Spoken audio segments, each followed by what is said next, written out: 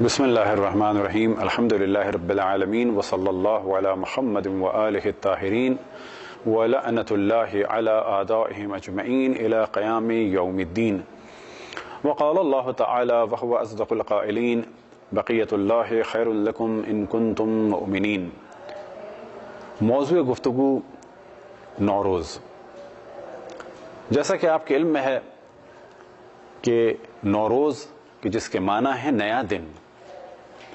پہلے گفتگو ہو اس عنوان سے کہ نوروز کے معنی کیا ہیں اور کس اعتبار سے یہ نیا دن ہے۔ اب اگر ہم قمری اعتبار سے دیکھیں تو ممکن ہے کہ کبھی نوروز پہلی تاریخ کو ہو، کبھی کسی اور تاریخ کو، اور اگر ہم عیسوی اعتبار سے دیکھیں تو ہمیشہ نوروز 21 مارچ کو ہوتا ہے۔ اب اگر 21 مارچ کو نوروز ہے تو پھر یہ نیا دن کس اعتبار سے ہے؟ یہ وہ سوال ہے جو بعض دفعہ بعض افراد کے ذہن میں آتا ہے۔ تو پہلے مرحلے میں توجہ دلائیں کہ دنیا میں مختلف کیلنڈرز ہیں۔ انڈیا کا کیلنڈر، اسی طرح سے ایران کا کیلنڈر، چائنا کا کیلنڈر، جاپان کا کیلنڈر، عیسوی کیلنڈر، اور اسی طرح سے کیلنڈروں کو پہلے مرحلے میں تقسیم کیا جاتا ہے لونر کیلنڈر کہ جس کا دار و مدار چاند پہ ہے، اور دوسرے کیلنڈر کا دار و مدار سورج کی گردش پہ ہے۔ جب ہم کہتے ہیں عیسوی سال تو اس کا دار و مدار سورج پر ہے، اور جب ہم کہتے ہیں قمری کیلنڈر تو اس کا دار و مدار چاند پر ہے۔ تو نوروز کیا ہے؟ تو ہم توجہ دلائیں کہ زمین کی ایک گردش ہوتی ہے خود اپنے جانب، اپنے گرد گھومتی ہے، اور اس گردش کے ذریعے سے دن اور رات وجود میں آتے ہیں۔ دوسری گردش کا تعلق ہے کہ جو زمین سورج کے گرد گھومتی ہے۔ زمین اپنے گرد ایک چکر لگاتی ہے، اور اس ایک چکر کو کہا جاتا ہے ایک دن اور ایک رات کا ایک دن۔ البتہ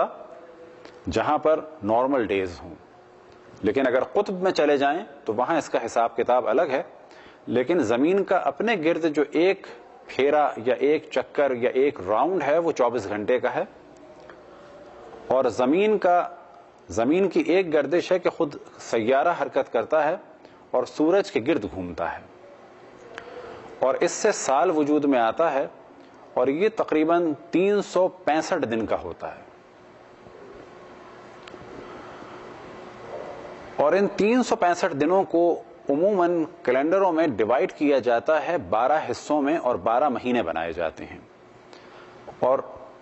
ہر کیلنڈر میں یہ مسئلہ ہے تقریباً کہ کچھ دن 31 کے، کچھ دن 30 کے، اور آخر میں ایک لیپ ایئر رکھا جاتا ہے، کچھ جگہوں پر 5 سال کے بعد، کچھ جگہ پر 2 سال کے بعد، وہ ہر کیلنڈر میں الگ ہے تاکہ ان کی تعداد کو برابر کر دیا جائے۔ زمین کی گردش کو 12 حصوں میں ڈیوائیڈ کیا جاتا ہے، اور ہر حصے کو ایک برج کہا جاتا ہے، اور ان برجوں کے نام ہیں مختلف کیلنڈرز میں الگ الگ۔ جب زمین حرکت کرتے ہوئے پہنچتی ہے برج حمل میں، تو جیسے ہی برج حمل میں پہنچتی ہے تو یہ نیا دن ہے، اور جس لحظے زمین برج حمل میں داخل ہوتی ہے تو نئے دن کی ابتدا ہوتی ہے، اور اس نئے دن کو کہا جاتا ہے نوروز۔ اور جس وقت زمین اس برج میں داخل ہوتی ہے یعنی برج حمل میں، اس داخل ہونے کو کہا جاتا ہے تحویل، یعنی اس وقت سال بدل رہا ہے، زمین ایک برج سے دوسرے برج میں داخل ہو گئی، اور اسے ہی کہا جاتا ہے نوروز۔ یہ نوروز ایران میں، افغانستان میں، آذربائیجان میں،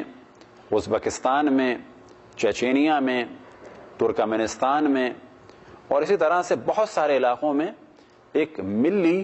یعنی نیشنل ڈے کے طور پہ منایا جاتا ہے۔ اب ممکن ہے کوئی سوال کرے کہ ہم اسے کیوں مذہبی اعتبار سے مناتے ہیں، تو اس کے دو جواب ہیں۔ پہلا جواب یہ کہ کسی بھی نبی اور امام سے اگر پوچھا جاتا کہ ہمارے علاقے میں ایک کیلنڈر ہے اور جب نیا دن شروع ہوتا ہے تو ہم کیا کریں، تو بلا شک جواب یہ آتا کہ نیا دن شروع ہوتا ہے تو اللہ سبحانہ و تعالیٰ کا ذکر کرو، نماز پڑھو، عبادت کرو، صدقہ دو، کار خیر انجام دو، اور اسی کے ساتھ ساتھ ایک دوسرے کا خیال کرو، ملنا ملانا رکھو۔ تو ایک اعتبار سے تو دیکھا جاتا ہے نوروز کو کہ جب کچھ لوگ آئے اور آنے کے بعد انہوں نے ائمہ سے سوال کیا کہ ہمارے سال کی ابتدا فلانی دن اور فلانی تاریخ میں ہوتی ہے تو ہم کیا کریں، تو ائمہ نے دعائیں بتائیں۔ دوسرا اس اعتبار سے دیکھا جا سکتا ہے اور دیکھا جاتا ہے کہ جس کا ذکر بعض روایات میں ہوا کہ قمری اعتبار سے تو 18 ذی الحج، معذرت پہلے مرحلے میں بیان کریں، قمری اعتبار سے تو بعثت رسول اللہ 27 رجب کو ہوئی، شمسی اعتبار سے بعثت رسول اللہ صلی اللہ علیہ وسلم نوروز کے دن ہے۔ اسی طرح سے روایت میں نقل ہوا کہ عید غدیر 18 ذی الحج کو ہوئی، لیکن شمسی اعتبار سے نوروز کے دن ہوئی، یعنی پہلی فروردین نوروز کے حساب سے، اور اگر کہا جائے تو 21 مارچ۔ تو ایک روایت جناب معلّہ ابن خنیس سے نقل ہوئی، امام جعفر صادق علیہ السلام سے انہوں نے نقل کیا اس روایت کو، اس میں کچھ موضوعات کو ڈسکس کیا کہ یہی وہ دن تھا کہ جس دن اللہ سبحانہ و تعالی نے اپنی نبوت، اپنی توحید کا اور عبادت کا اور رسول اللہ صلی اللہ علیہ وسلم کی نبوت کا اور مولا امیر المؤمنین علیہ السلام اور ائمہ کی امامت کا اقرار لیا بندوں سے۔ تو قمری اعتبار سے، شمسی اعتبار سے یہ دن تھا۔ اور پھر روایت بیان ہوا کہ یہی وہ دن ہے کہ جس دن سورج کی روشنی زمین پر پڑی، یا سورج کی روشنی کا پہلا دن تھا۔ اب ظاہر ہے کہ سورج کی خلقت ہزاروں سال پہلے ہوئی، حضرت آدم سے پہلے ہوئی، لیکن روایت میں بیان ہوا کہ سورج کی خلقت یا سورج کی روشنی کا پہلا دن بھی یہی نوروز تھا۔ اسی طرح سے جس دن ہوائیں چلیں اور روایت میں بیان ہوا کہ وہ ہوائیں کہ جن کے ذریعے سے فصل اگتی ہے اور بہار آتی ہے، تو یہ ہوائیں بھی اسی دن چلیں۔ اسی طرح سے جناب نوح کی کشتی بھی اسی دن کوہ جودی پہ آ کے رکی، اور اسی دن رسول اللہ صلی اللہ علیہ وسلم نے مولا امیر المؤمنین علیہ السلام سے بتوں کو توڑوایا، اور اسی دن رسول اللہ صلی اللہ علیہ وسلم نے اس وادی میں قدم رکھا کہ جہاں پر جن تھے اور جنہوں نے آپ کی بیعت کی۔ اور اسی دن کے بارے میں روایت میں نقل ہوا کہ ظہور امام زمان علیہ السلام بھی اسی دن ہوگا، اور بعض جگہ بیان ہوا کہ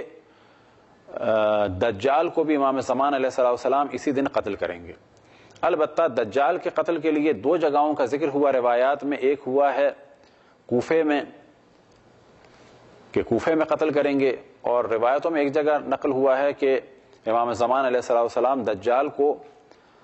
باب لد پہ قتل کریں گے کہ جو فلسطین میں ہے، اور اس وقت یہ لد کا علاقہ اسرائیل کے ہاتھ میں ہے۔ کچھ اعمال بیان ہوئے، اور ان اعمال کو بیان کرنے سے پہلے ایک رسم بیان ہو کہ اس دن ایک دوسرے پر مختصر سی مقدار میں، البتہ اس صورت میں جب کسی کو اذیت نہ ہوتی ہو اور اسے پتا ہو کہ اس وقت محبت میں مجھ پر کچھ پانی پھینکا جا رہا ہے، تو یہ کچھ پانی پھینکنا بھی ایک رسم کے طور پر ہے، اور اس رسم کا دار و مدار ہے کہ روایت میں نقل ہوا کہ جناب حزقیل کہ جو اللہ سبحانہ و تعالیٰ کے ایک پیغمبر تھے، وہ ایک قریے سے گزرے کہ جہاں پر طاعون کی وجہ سے وہ پورا گاؤں ختم ہو چکا تھا۔ جب جناب حزقیل اس قریے سے گزرے تو آپ نے اللہ سبحانہ و تعالیٰ سے راز و نیاز کیا اور فرمایا کہ انہیں تو کیسے زندہ کرے گا، میں دیکھنا چاہتا ہوں۔ تو اللہ سبحانہ و تعالیٰ نے حکم دیا انہیں کہ ان مردوں پہ کچھ پانی پھینکو تو یہ زندہ ہو جائیں گے۔ تو انہوں نے مردوں پہ پانی ڈالا، اللہ سبحانہ و تعالیٰ سے دعا کی اور یہ مردے زندہ ہو گئے اور ان کی عمریں 30 سال سے لے کر 70 سال تک بڑھ گئیں۔